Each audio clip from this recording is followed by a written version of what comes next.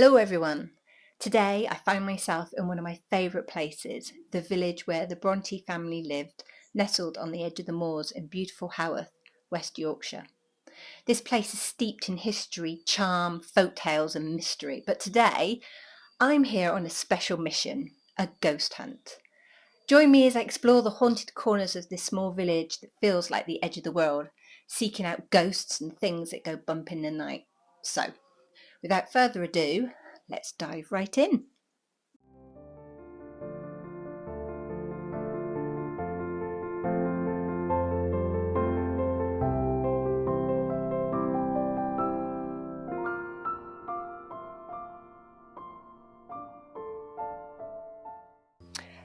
Hello, welcome to a very chilly Haworth. I'm in the graveyard at the moment and this is the best place to start my tour. I'm going to do a Haunted Haworth tour via the app that Adam at Haunted Haworth has released, and I'm going to see if I can spot a few ghosts and find out a few things about Haworth that I don't already know. It's supposed to snow at some point, which is very exciting. I'm hoping to see Haworth in snow, something I've not done yet. And it's very exciting. But the worst thing is I've just found out that I'm staying in a place that's on his haunted list. So it's going to be something a bit spooky going on tonight. We'll see.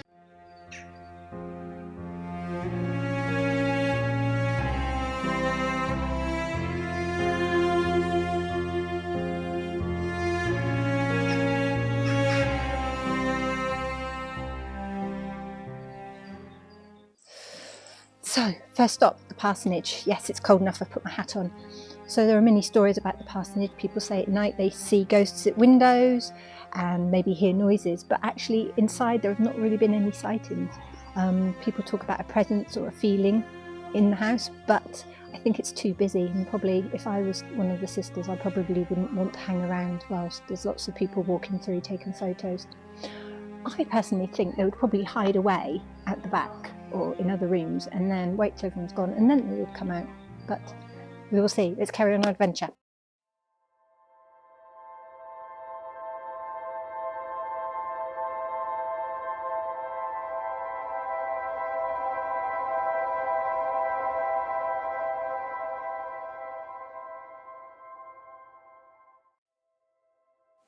Down the steps beside the church at the top of Main Street is the most famous pub in Haworth, the Black Bull. This pub was one of Brontë Brontë's favourite drinking holes, and he'd spent many hours and many shillings in here over the years. As you can imagine, the Black Bull has its own Brontë Brontë ghost story, and many have reported hearing the bell that would normally call time in the evenings ringing in the dead of night. If Bronwell's ghost is going to haunt anywhere, here is no surprise. There is another ghost story connected to the pub, the Weeping Woman. It's worth checking out. Turn away from the Black Bull and walk along the cobbles past the famous red phone box and you will see the Old White Lion, another famous pub with a story to tell.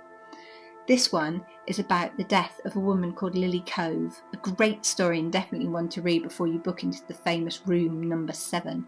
Luckily this isn't where I'm staying tonight. So here we are, the Weaver's Guesthouse. This is where I'm staying tonight.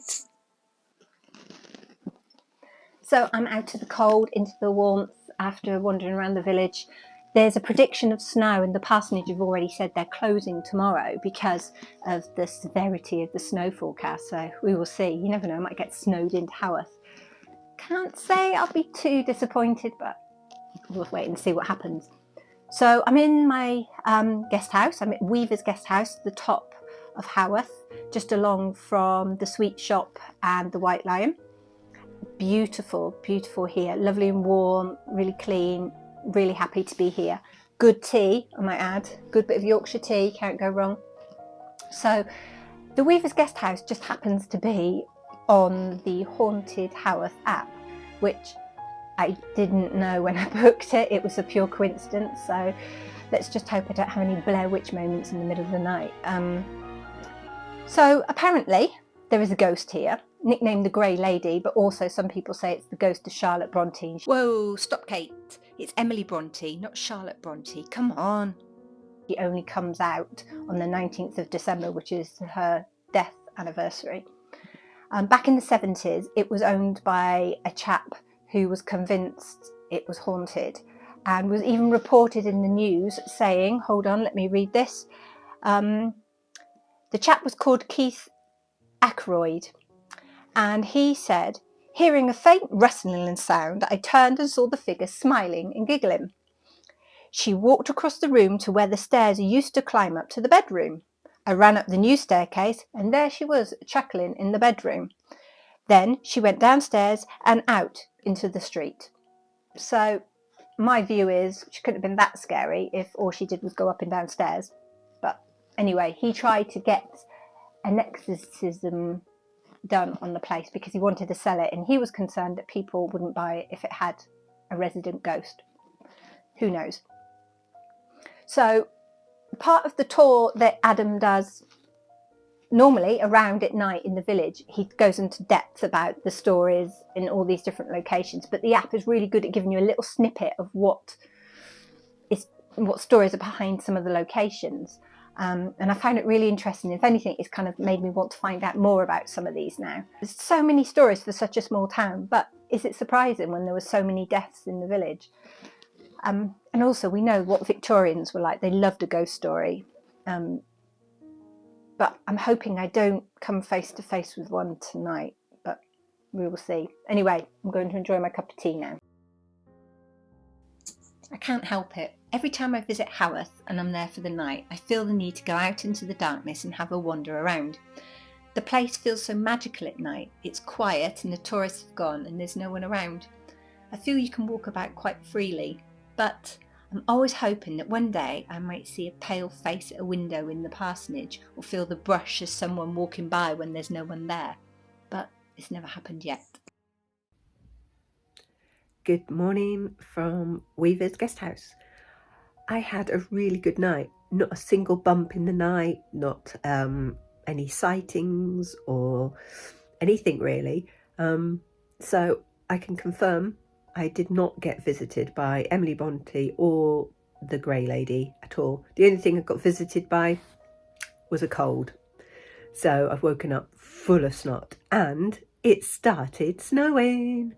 So we'll see how the day goes. But yeah, ghost-wise, nothing. Bit disappointed. Would have liked to have maybe met Emily. But my thought on it is, if Emily Brontë did come back as a ghost, would she really want to go and haunt people? I think she would just be happy roaming the moors and, you know, being with her dog. I don't think she would come to houses around the village just to wander around. She wasn't that sort of person. She didn't like people, so why would she come and haunt them? Anyway, time for a shower and some breakfast and see if we can get this cold gone. Bye. Well, we knew it was going to snow, but I didn't realise it was going to snow so hard. When this was filmed, it started quite gently, but as the day went on, it got heavier and heavier. By lunchtime, I had to leave Haworth knowing that there was all the hills to drive up and down just to get home. I'd planned to sit in the graveyard and tell you all about the app surrounded by the graves and the trees, but the weather had other ideas. It was so beautiful and I really didn't want to leave. I could quite have happily walked around in the snow all day, but I had to get home. So here is the app. The homepage welcomes you to Adam at the front in all his ghost haunting outfit. You might recognise him from some of the tours he does around the village. So along the bottom you have all the options. You have lists, which obviously list all the places that are haunted that you click on, and it will give you some more information like that. Or you go to the map, and the map will show all the highlighted areas around Haworth. So if you're out and about, you can turn it on, suddenly find somewhere, and you can zoom in, find different places, including where I stayed the other day. And here we go, you can view it and it will give you all the information plus a picture, which you can scroll up and down. Some places, like the Black Bull, have multiple stories, so when you view it, you get options at the bottom and you can click on it and have a read. It's really handy when you're out and about because obviously, you know, it's there at your fingertips and you can just have a look. But also the map's really handy for me because I don't know what half these streets are called. Like, did you know there was a butt lane? Is that just me that finds that funny? But anyway, Really good. More about Adam and obviously a link to his website. So really easy to use, and from the time in Haworth, I would certainly recommend it. Before we finish, I want to extend a huge thank you to Adam at Haunted Haworth for graciously allowing me to review his app. If you're interested in checking it out, you can find a link in the description below. Also, I'd like to thank Weaver's Guesthouse for their hospitality during my visit. You can also find a link in the description if you're planning a visit to the area. Your support and the opportunities provided by these amazing folk make this channel possible, so thank you. Don't forget to hit the like button if you enjoyed this video and consider subscribing for more contents like this. Thanks again, and I'll see you in the next one. Bye!